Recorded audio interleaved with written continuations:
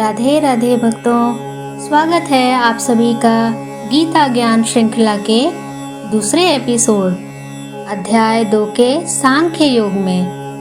अर्जुन विषाद योग में हमने देखा कि अर्जुन मोह माया और शोक से भर गए थे। उन्होंने अपने गांडीव को नीचे रख दिया था और युद्ध करने से मना कर दिया था। अर्जुन ने भगवान श्री कृष्ण से कहा, हे माधव, मैं इस युद्ध से कुछ भी अच्छा नहीं देख पा रहा हूँ। अपने ही स्वजनों को मारकर मैं सुख कैसे प्राप्त कर सकता हूँ। मैं दुविधा में हूँ और मुझे बहुत कष्ट हो रहा है। इसी अवस्था में अर्जुन ने श्री कृष्ण से मार्गदर्शन मांगा और कहा, हे गोविंद, मैं आपका शिष्य बनकर आपसे निवेदन करता हूँ, कृपा करके मुझे सही मार्ग दिखलाइए। यही से गीता जी का वास्तविक उपदेश आरंभ होता है। भगवान ने अर्जुन को आत्मा और शरीर के भेद, अमर आत्मा की शाश्वतता और कर्तव्य पालन का महत्व समझाना प्रारंभ किया। आइए यही उपदेश इस द्वितीय अध्याय सांख्य योग में विस्तार से श्रवण करते हैं। मित्रों, जैसा कि हमने पहले अध्याय में अध्ययन किया था, अर्जुन का शोक जारी है। पिछले अध्याय में हमने देखा कि अर्जुन शोक से व्याकुल होकर धनुष त्याग कर बैठ गए थे। अब अर्जुन भगवान श्री कृष्ण से कहते हैं, हे माधव, मैं धर्म और कर्तव्य को समझ नहीं पा रहा हूँ, मुझे मार्ग दिखलाइए। मैं आपका शिष्य बनकर शरण में आया हूँ। आइए अब हम श्रीमद् भगवद गीता के अध्याय 2 के श्लोक संख्या 3 का श्रवण करते हैं।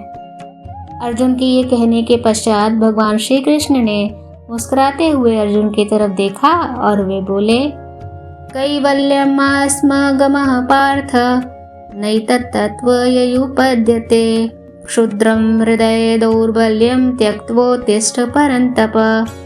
भावार्थ यह है कि हे पृथानंदन अर्जुन, इस नपुंसकता कायरता को मत प्राप्त हो, यह तुम्हारे लिए उचित नहीं है।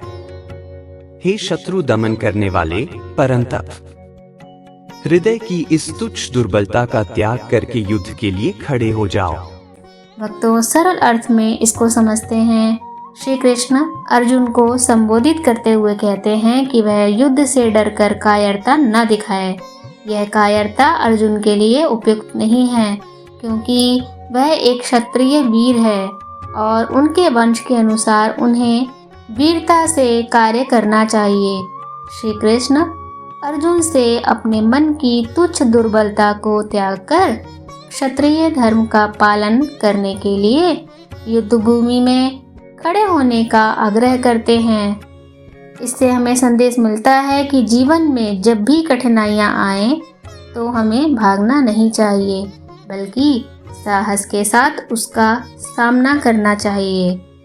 आत्मा का अमृत बताते हुए अगले श्लोक संख्या 20 में भगवान आगे कहते हैं, न जायते म्रियते वा कदाचि नान्यं भूत्वा भविता वा न भूयः अजो नित्यः शाश्वतोऽयं पुराणो न हन्यते हन्यमाने शरीरे। भावार्थ यह है, आत्मा का न तो कभी जन्म होता है, न ही मृत्यु होती है और न ही आत्मा किसी काल में जन्म लेकर पुनः उत्पन्न होता है।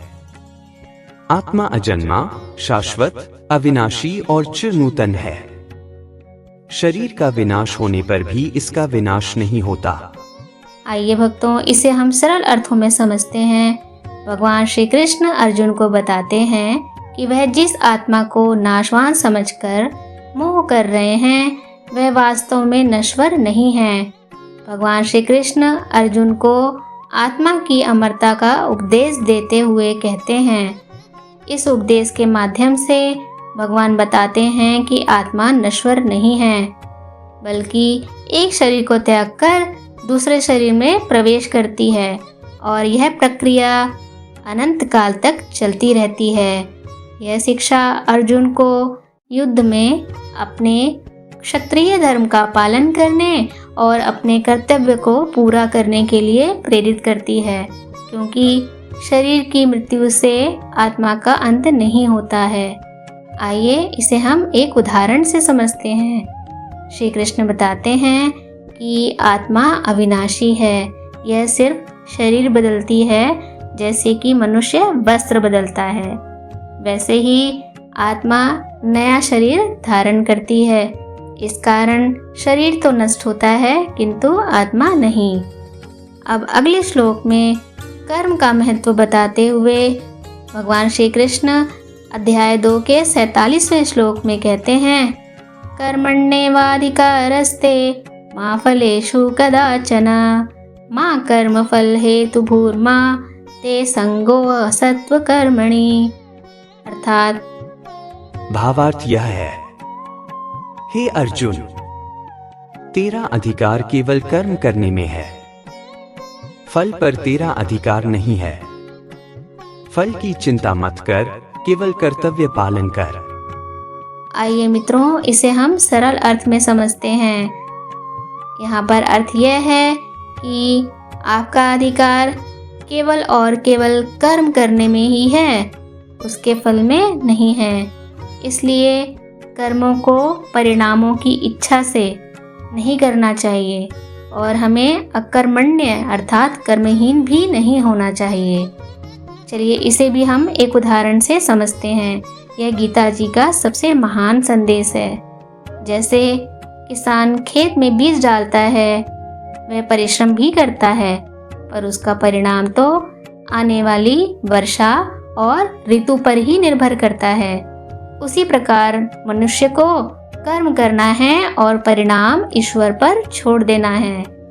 आगे के श्लोक संख्या 68 में भगवान अर्जुन से कहते हैं, तस्मात् यस्य महाबाहो निगृहीतानि सर्वशः इंद्रियाणि इंद्रियार्थेभ्यः तस्य प्रज्ञा प्रतिष्ठिता।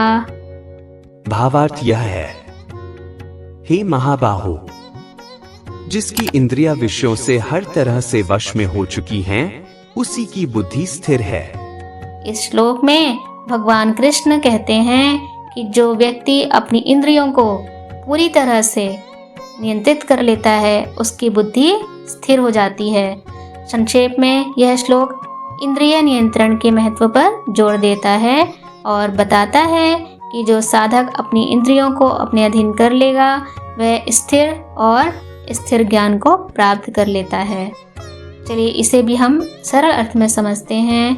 यह श्लोक हमें बताता है मित्रों कि जिस मनुष्य की इंद्रियां अपने अपने विषय वस्तुओं में आसक्त नहीं होती हैं, उन विषयों के प्रति उदासीन अर्थात विषयहीन हो जाती हैं, उसकी बुद्धि स्थिर हो जाती है, दृढ़ हो जाती है और उसे ही स्थित प्रज्ञ या स्थिर बुद्धि वाला कहा जाता है, क्योंकि इंद्रियों को वश में करके ही व्यक्ति विवेक को प्राप्त कर सकता है।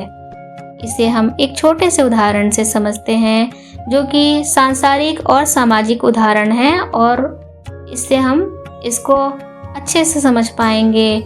आप इसे अपने बाल गोपाल को भी समझा सकते हैं। मान लीजिए एक साधक सुबह ध्यान करने बैठा है और बाहर से बाजार की आवाज़ आ रही है, मिठाई की दुकान से खुशबू भी आती है और मन को मोबाइल देखने की इच्छा भी होती है, लेकिन वह साधक अपनी इंद्रियों को रोक लेता है और कान बाजार की आवाज़ की ओर नहीं भागते। उसकी जिह्वा मिठाई खाने की इच्छा पर कंट्रोल कर लेती है और उसकी आंखें मोबाइल की स्क्रीन देखने की तरफ नहीं जाती हैं और उसका मन सिर्फ जप माला, नाम और ध्यान में एकाग्र रहता है।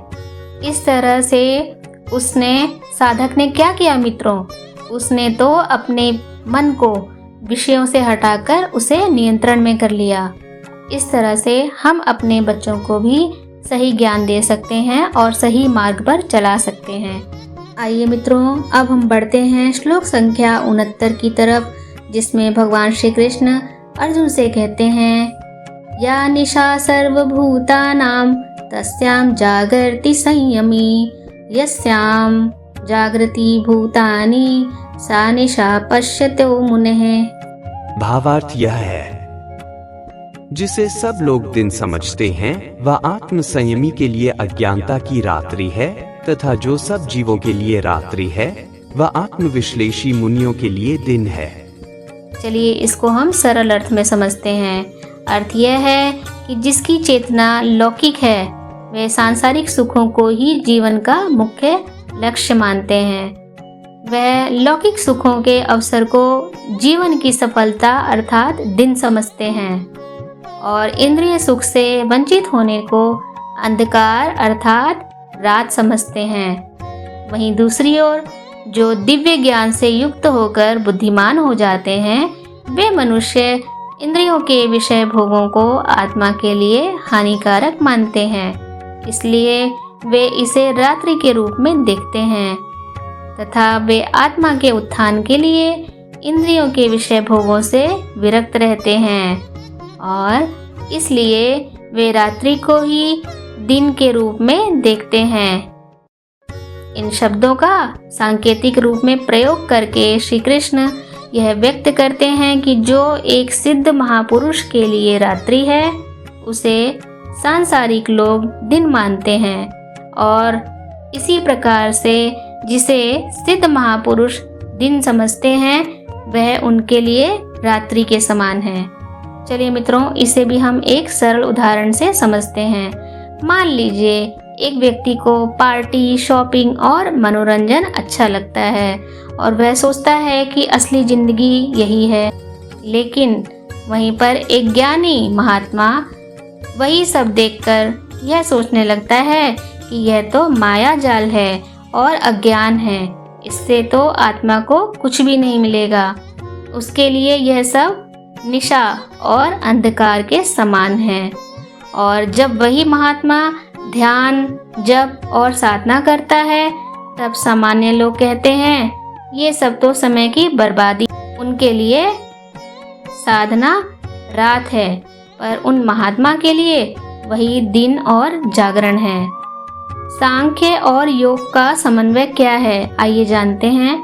जहाँ पर भगवान ने अर्जुन को बतलाया है कि ज्ञानी पुरुष आत्मा और शरीर का भेद समझते हैं और योगी पुरुष निष्काम भाव से कर्म करते हैं, तो जो इस मार्ग पर चलता है वह कभी व्यर्थ नहीं जाता है। मित्रों, यहाँ पर अर्जुन को संशय होता है अर्थात शंका होती है, तो अर्जुन पूछते हैं, हे माधव, यदि बुद्धि योग श्रेष्ठ है तो मैं किस मार्ग पर चलूं?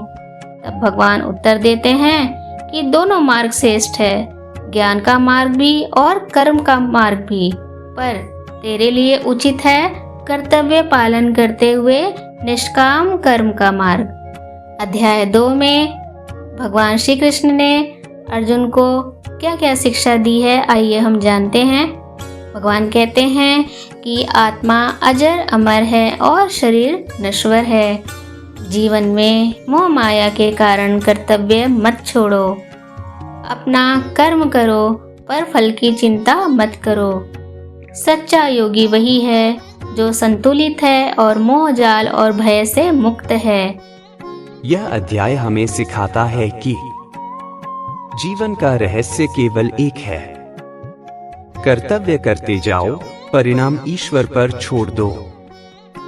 सांख्य योग हमें यह सिखाता है कि आत्मा कभी जन्म नहीं लेती और कभी मरती नहीं। यह नित्य, अविनाशी और शाश्वत है। शरीर बदलता है पर आत्मा कभी नहीं बदलती। आज की जिंदगी में जब हम किसी प्रियजन को खोते हैं या कठिनाइयों से गुजरते हैं तो हम टूट जाते हैं, लेकिन गीता जी हमें धैर्य और विवेक सिखाती है। हमें याद रखना चाहिए कि मृत्यु अंत नहीं है, यह केवल एक शरीर से दूसरे शरीर में नई यात्रा का प्रारंभ है।